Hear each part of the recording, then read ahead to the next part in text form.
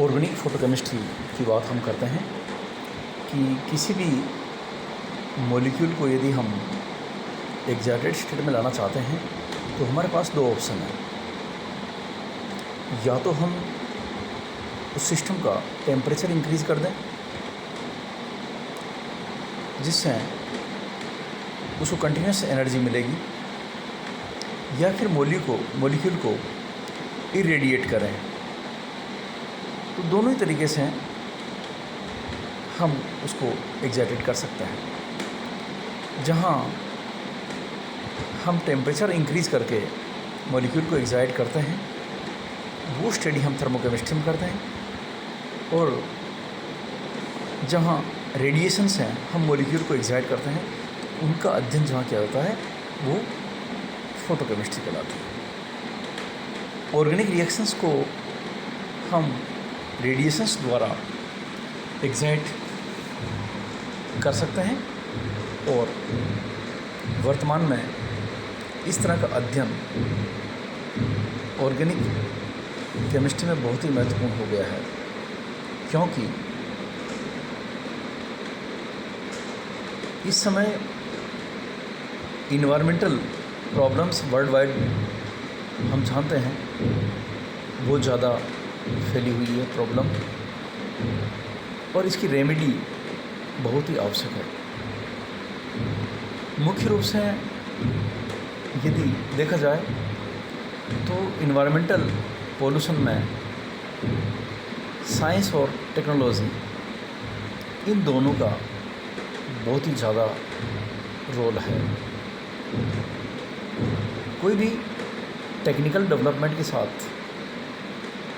Pollution निश्चित रूप से जुड़ा होता है। ऑर्गेनिक सिंथेसिस, रिसर्च, इस तरह की जहाँ हम बात करते हैं तो नए नए इन्वेंशन सिंथेसिस में दुनिया भर के केमिकल्स को यूज़ किया जाता है, और फिर उनसे हम गैसियस रूप से एयर पोल्यूशन करते हैं, वाटर में डिस्चार्ज करके वाटर पोल्यूशन करते हैं, और वाटर से अपने आप सॉइल पोल्यूशन होता है। तो हम बहुत तरह की पोल्यूशन इस ऑर्गेनिक सिंथेसिस या रिसर्च से कर रहे हैं। तो पिछले 4-5 दशक से, और ख़ास तौर से ये देखा जाए तो 1972 से फ्यूजीशिमा और होंडा नामक 2 साइंटिस्ट थे, और उन्होंने ऑर्गेनिक केमिस्ट्री के फील्ड में सोलर सिस्टम का डायरेक्ट उपयोग कर ऑर्गेनिक नोवल सिंथेसिस की शुरुआत करी जो पोल्यूशन फ्री है। इस आधार पर ये विषय केमिस्ट्री की दृष्टि से और इन्वायरमेंटल इश्यूज़ को ध्यान में रखते हुए बहुत ही महत्वपूर्ण हो जाता है कि हम कोई इस तरह का संश्लेषण करें जिसमें पोल्यूशन नहीं या कम हो, और ये उसी तरफ एक बहुत बड़ा टूल हमारे हाथ में है जिसे हम कहते हैं ऑर्गेनिक फ़ोटोकेमिस्ट्री। तो चलिए हम आगे इस विषय में बढ़ते हैं कि जब किसी फोटोकेमिकल प्रोसेस में मॉलिक्यूल को एक्साइटेड स्टेट में लाया जाता है तो एक्स्ट्रा एनर्जी को वो किसी न किसी तरीके से वापस डिस्कार्ड करता है और ग्राउंड स्टेट में लौट जाता है, क्योंकि वो बहुत अधिक समय तक एक्साइटेड स्टेट में नहीं रह सकता। ये जो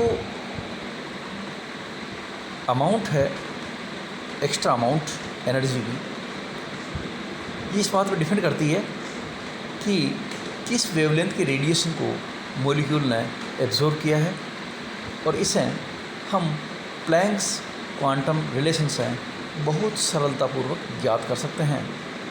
जहाँ आप जानते हैं रिलेशन कि स्क्रीन पर है आपके सामने E = h E is proportional to nu, where E is the energy associated with radiation, and nu is the frequency of the radiation, h Planck's constant, which goes to 6.6262 into 10 to the power minus 34 joules second. And from classical equation of light we can say nu is equal to c upon lambda, so that E goes to hc upon lambda, where c is the velocity of light and lambda is the wavelength of radiation.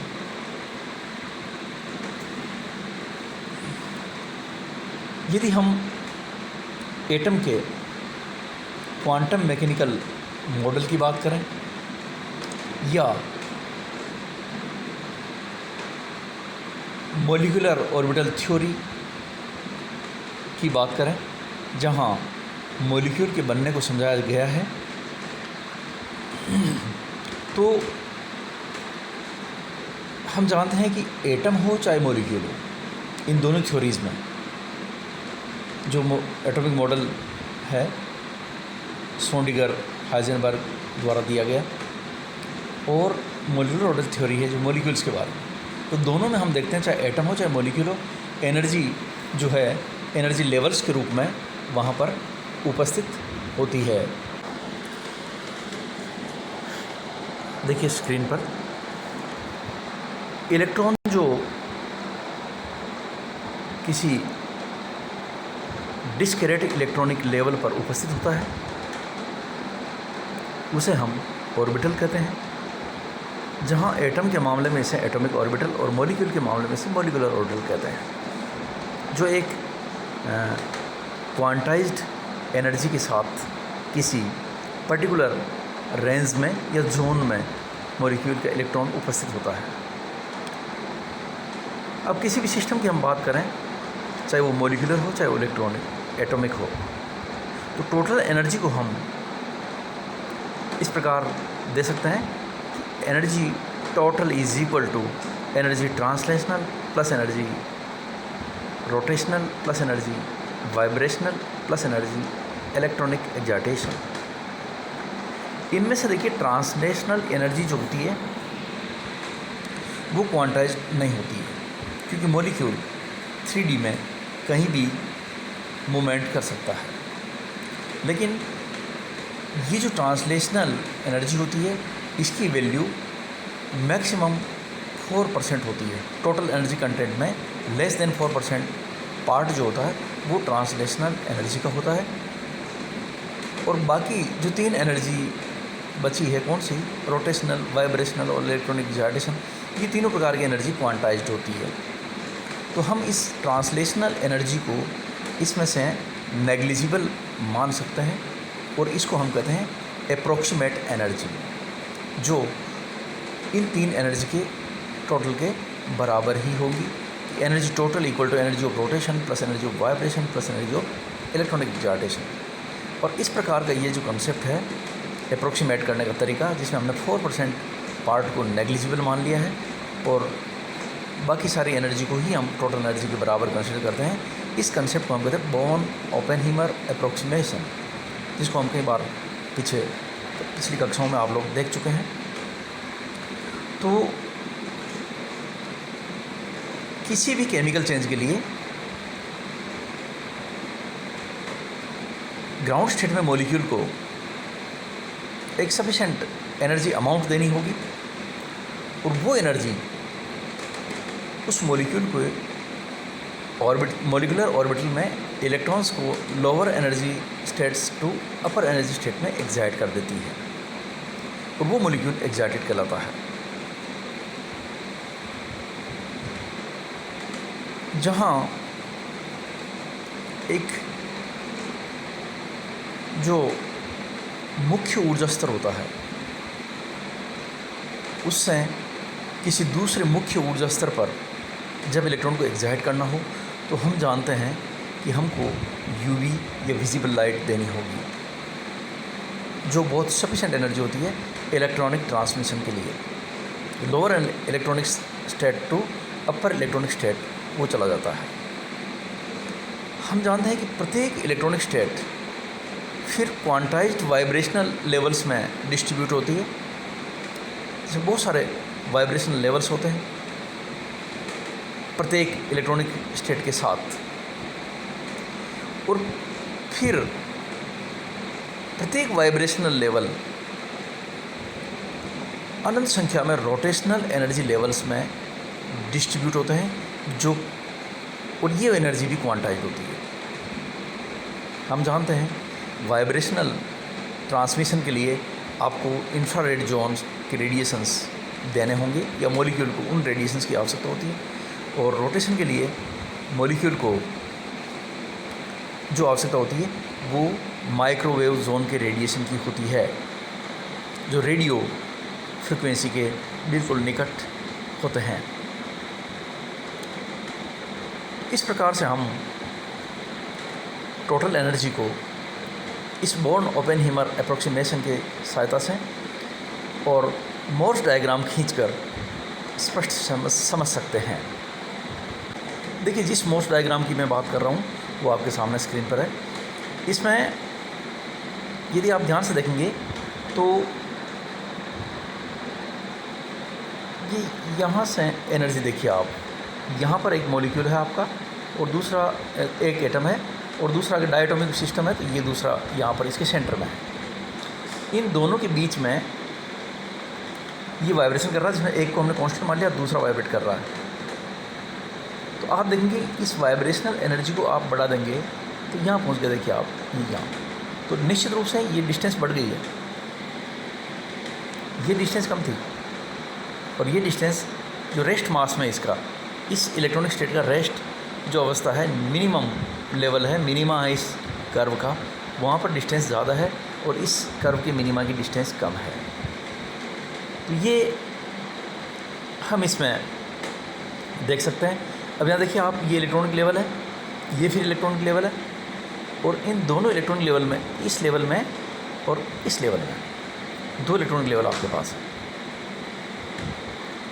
ये lower energy level है ये वाला, और ये अपर energy level है।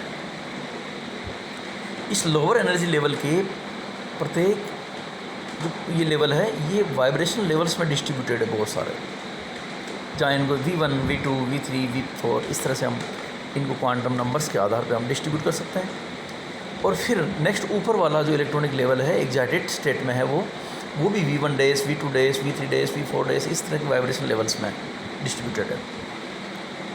अब आप देखिएगा इन वाइब्रेशन लेवल्स की बहुत ज़्यादा संख्या होती है, ये अनंत होते हैं। अब आप नीचे प्रत्येक वाइब्रेशन लेवल को देखिएगा, वो वाइब्रेशन लेवल फिर रोटेशनल लेवल्स में डिस्ट्रीब्यूटेड है, जहाँ प्रत्येक वाइब्रेशनल लेवल अनंत संख्या में रोटेशनल लेवल्स में क्वांटाइज्ड है। और ऐसे ही ऊपर वाले इलेक्ट्रॉनिक स्टेट में भी ये सिचुएशन है। अब जब इलेक्ट्रॉन एरो से बता रखा है lower state level, lower excited state E1 से अपर एक्साइटेड स्टेट E2 में जाता है, तो वो लोअर एक्साइटेड स्टेट की किसी भी वाइब्रेशनल लेवल पर हो सकता है। ये उसके मॉलिक्यूल के इन्वायरमेंटल टेम्परेचर पे डिपेंड करता है, क्योंकि अभी हमने शुरुआत में बात करी थी कि टेम्परेचर जो है मॉलिक्यूल की एनर्जी को राइज करता है और रेडिएशन भी कर सकता है ये काम। तो इस कारण से मॉलिक्यूल कभी भी किसी लोअर लेवल पर जब होगा तो वहाँ से वो वर्टिकल ट्रांसमिशन करेगा और अपर इलेक्ट्रॉनिक स्टेट E2 में, जो आप स्क्रीन पर देख रहे हैं, सीधा ट्रांसमिट होगा और एक्साइटेड स्टेट कहलाएगी। उस E2 के किसी भी वाइब्रेशन लेवल में, जैसे एरो में बताया गया है कि V2, E2 के V3 या V2 वाइब्रेशन लेवल पे पहुंच गया है वो, और उसके उस वाइब्रेशन लेवल के भी किसी रोटेशन लेवल पे पहुंचा है। अब यहाँ से मैंने शुरुआत में आपको बताया था कि एक्साइटेड स्टेट में आप अधिक देर तक नहीं रह सकते। जैसे आप समझिए कि किसी दिन आप घर से ऐसा संकल्प करके निकलते हैं कि भी आज तो मैं पूरे दिन गुस्से में रहूँगा और जो कोई मुझे सामने मिलेगा थोड़ा भी इरिटेट करेगा या कोई बात करेगा मुझसे तो मैं झापड़ मार दूँगा। आप सोच के देखिए, ऐसा होता है क्या?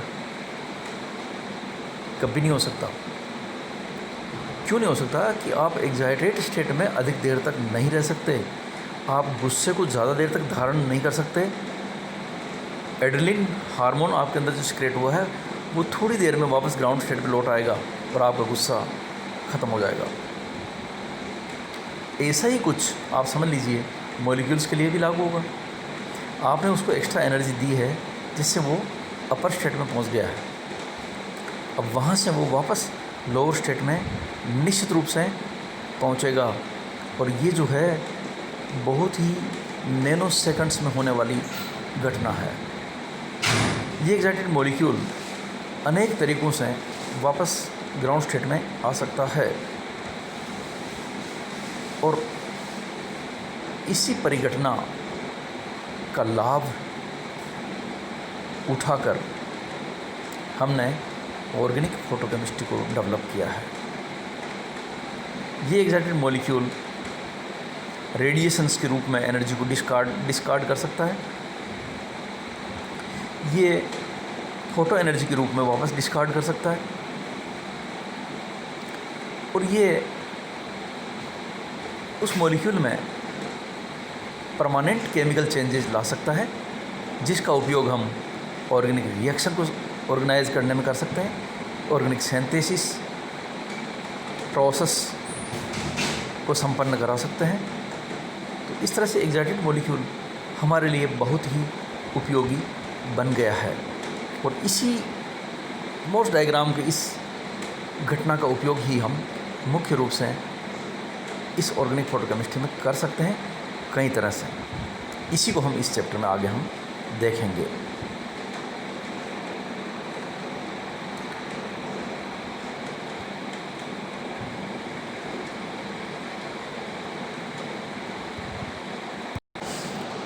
देखिए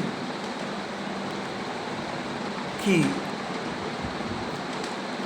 जो हमारा एनर्जी रिलेशन अभी हमने पीछे देखा है यहाँ पर कि E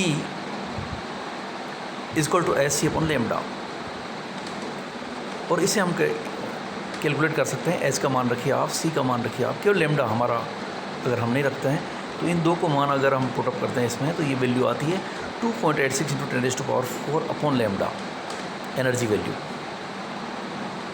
तो यदि हम वेवलेंथ की बात करेंगे इसमें तो अकॉर्डिंगली हम एनर्जी को प्राप्त कर सकते हैं। देखिए आप जैसे विजिबल लाइट की बात करें हम 254 nm 200 nm से 400 nm तक यूवी लाइट होती है, 400 nm से 800 nm तक विजिबल लाइट होती है। तो बात हम कर रहे हैं इस समय यूवी लाइट की, जहाँ 254 nm पुटअप करते हैं लेमडा तो ये वैल्यू निकल के आ रही देखिए 112.6 किलो कैलोरी प्रति मोल। और ये इतनी सफिशिएंट एनर्जी है कि किसी भी केमिकल बॉन्ड को तोड़ देने के लिए पर्याप्त है।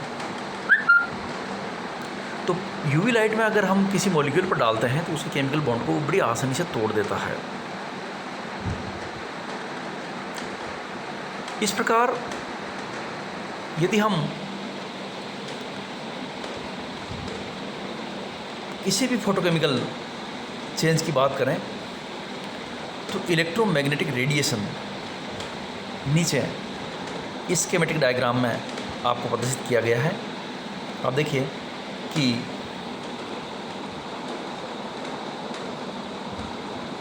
ये जोन फार यूवी कहलाता है जो 150 से 200 nm तक है।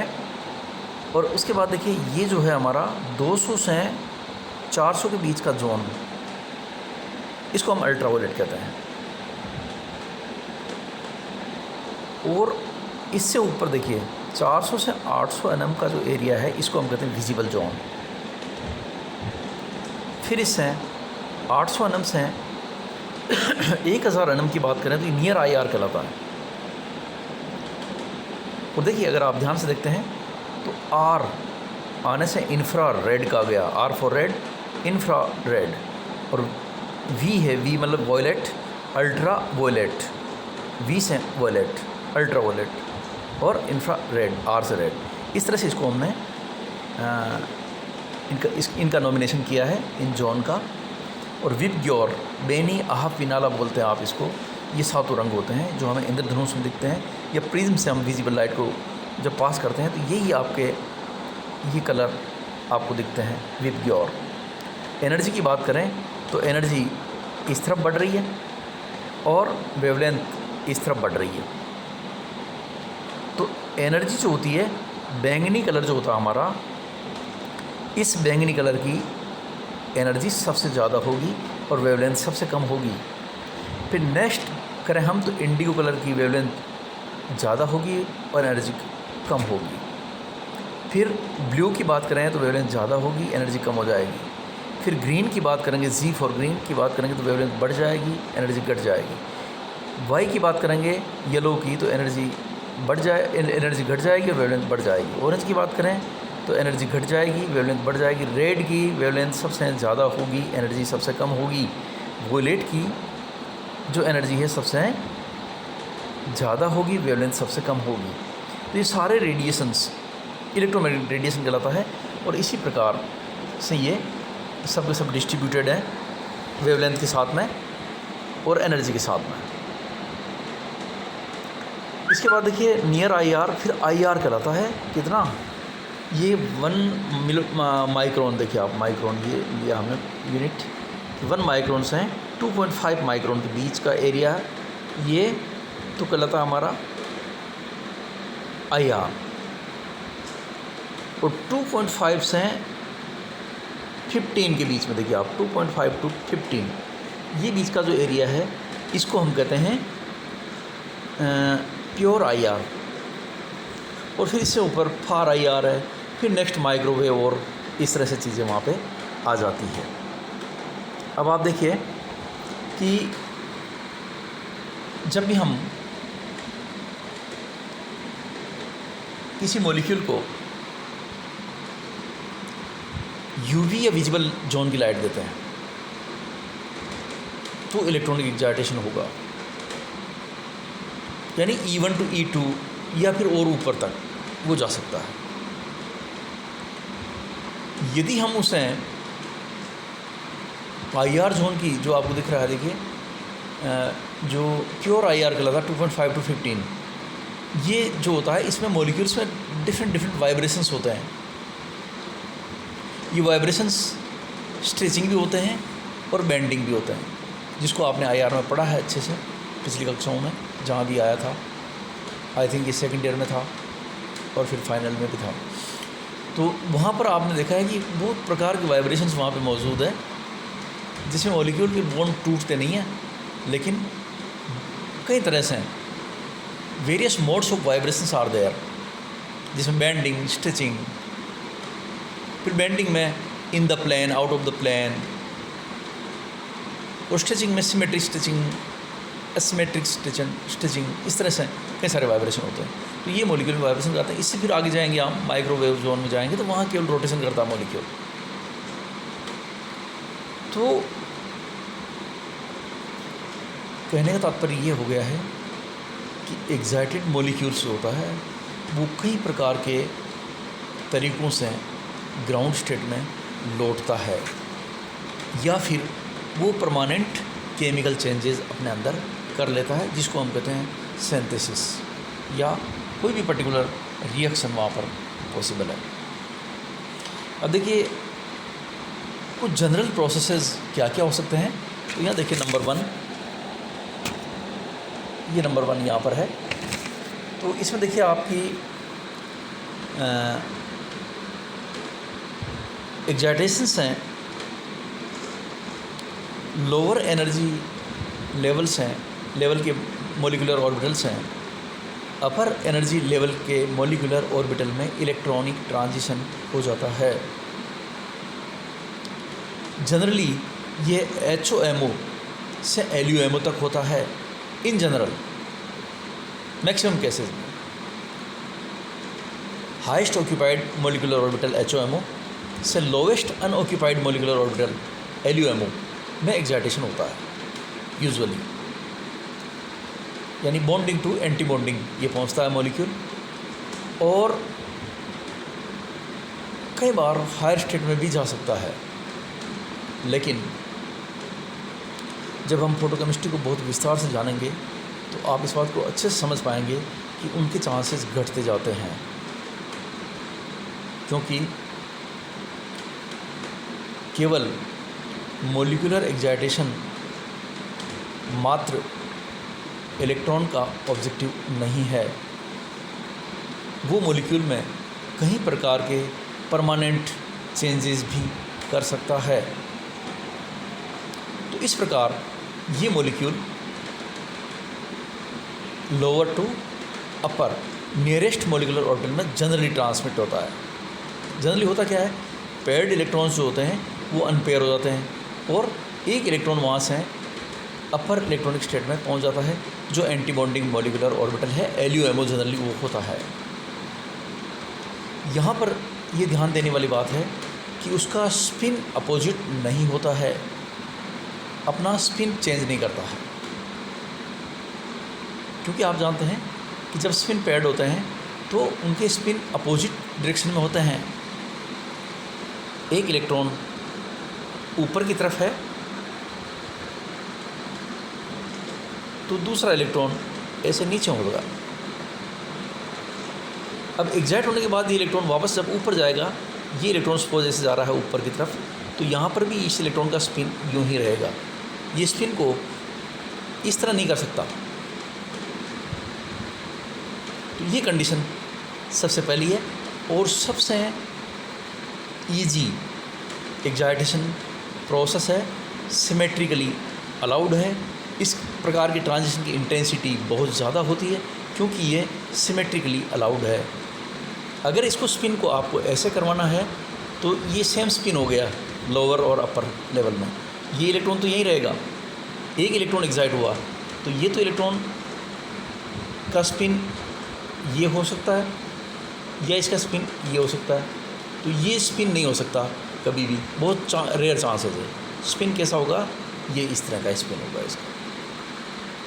तो ये हमको इसमें ध्यान देना है।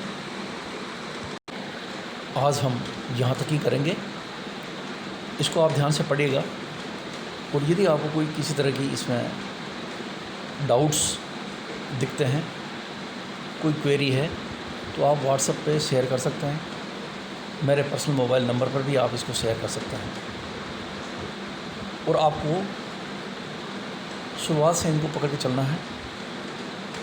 जैसे मैंने बताया था आपको कि ये पूरा चैप्टर मैं आपका लूँगा, इसमें चैप्टर नहीं पूरा पेपर होगा ये, इसमें 3 यूनिट है और तीनों यूनिट्स जो हमारी है वो इसी एक ही कंसेप्ट पर चल रही है। आप ये समझ सकते हैं कि पूरे पेपर में एक ही चैप्टर है। इस चैप्टर का नाम है ऑर्गेनिक फोटोकेमिस्ट्री, और मोस्ट प्रोबेबली आप अगर सिलेबस को देखेंगे 3rd सेमेस्टर में तो आपको सबसे टिपिकल पेपर लगता है ये, और इसको हम यहाँ पर करेंगे। थैंक्स।